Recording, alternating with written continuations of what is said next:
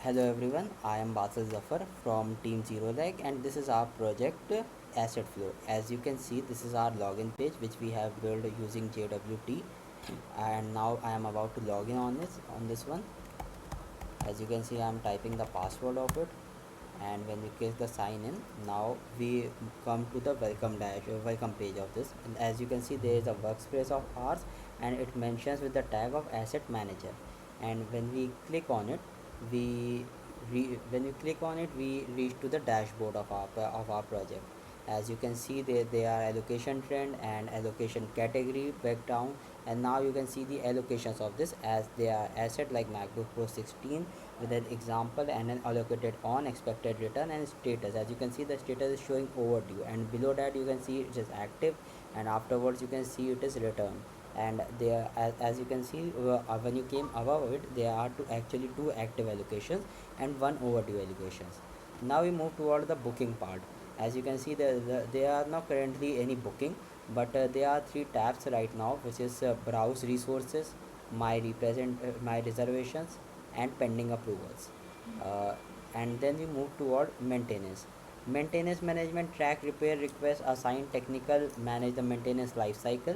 As you can see, there's pending, approved, and in progress you can see there is currently an Sony Alpha lens auto which completely jammed, and there is one resolved. Now these data is a dummy data we have taken just to represent whether our project is working fine or it is working it's where somewhere it is bad. As you can see, we move toward our next screen. This is the audit cycle. Audit cycle contains physical verification cycle for organization asset. Now there is a search cycle and status and all department as a filter. You can see on the above there you can create a audit cycle. Over here there is a cycle name, target department, in date, start date and end date, and then a cancel and create cycle button. uh, the reports we talk about, they are the most used asset, like top 20 most used asset we have currently. As well, you can also export the CSV file of it.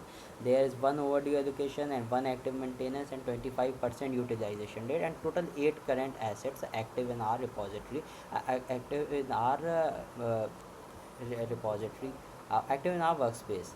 The maintenance analytics, the life cycle system, all you can see has been directly associated with the previous tabs you have seen.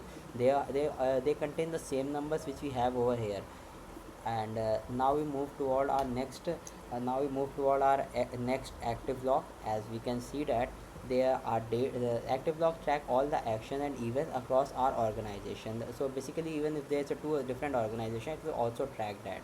Now you can see there is a timestamp among it, and the users, currently the user's name is example, and the action type has been taken as an invite user.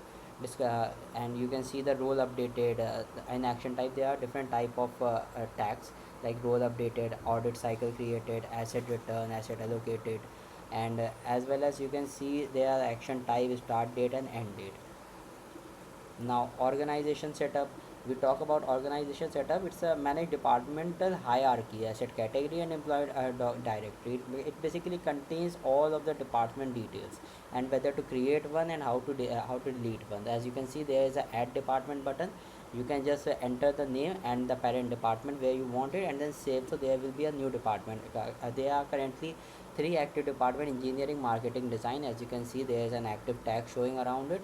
Now afterward department, the another part of this screen is categories contain the categories name of different equipments like laptop, monitor, AV equipment, furniture and accessories. There is an add category to add new categories. And then we move toward employees. uh, right now you can see this is the admin portal we have. The admin portal goes with example and Aditi Rao. These are the name of the people, their emails, and then there is role. The role is the most important one because role is based on the hierarchy principle. The admin on the top, department head, asset manager, and then employee carries the lowest, at the bottom level, of the hierarchy, and their power in doing other type of tasks like auditing and updating and deleting things is actually the lowest, and admin have the highest power to do that. As you can see, we can also change their positions, what positions they are. Like you can just simply change it right here. And then we move toward notifications. As you can see, there is a notification bar, asset assigned, workspace created, and contain all of the notifications.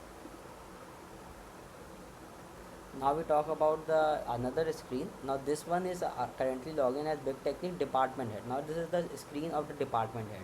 As you can see, the power of department head is completely different than that of admin. It is a little less than him, but it is still above the employee, so it gets more benefits of changing and editing and updating tasks, which are there for different purposes.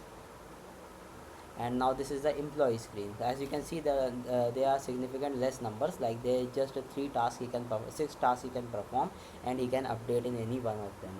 And it will completely be directed by the other admin and different department head positions. Thank you very much, everyone.